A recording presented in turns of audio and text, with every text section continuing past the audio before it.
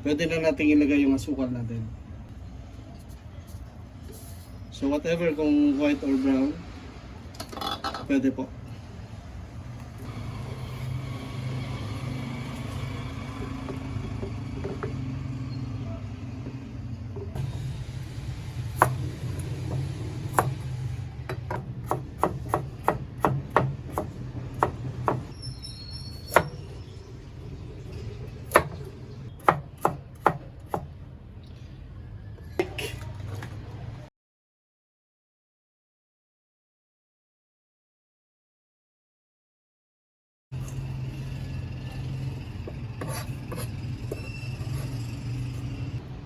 Spring onion, or tawagin nila noon ay green onions.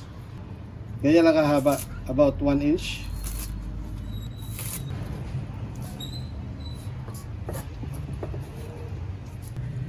Mix lang natin all together. And set aside natin. Okay, ilagay na po natin ang ating mga gigilingin. Una, bawang. About, ano po yan? Yung bawang natin is about 1 cup. Then, luya. No? Then, itong ating sibuyas. About 1 cup. Yan. Saka natin ilagay itong patis. Yan, i-blend po natin hanggang sa durog na durog siya.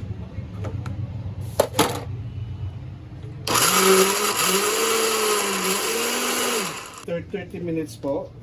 Yung nasa ilalim, ipaibabaw natin. Ay, nakita nyo yung sabaw. Ayan o. Nagtubig na po siya.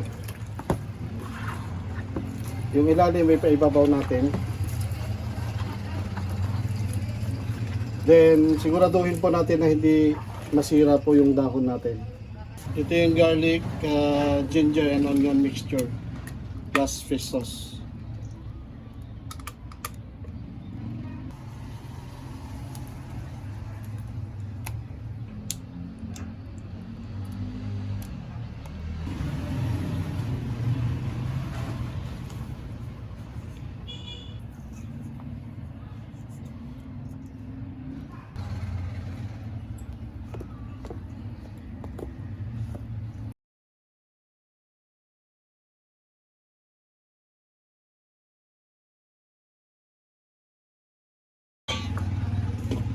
So, mix na natin ito.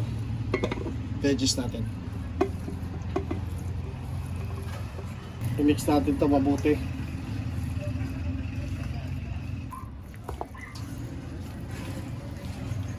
Sarap.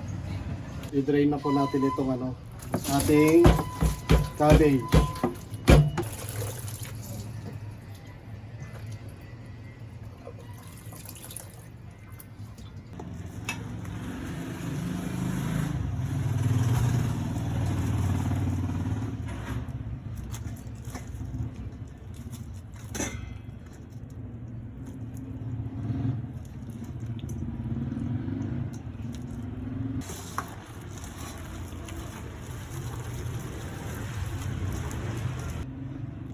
Yan, dito muna lahat yung ating tinimpla.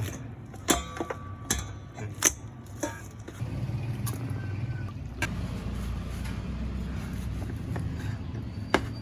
Punasan natin ng tissue.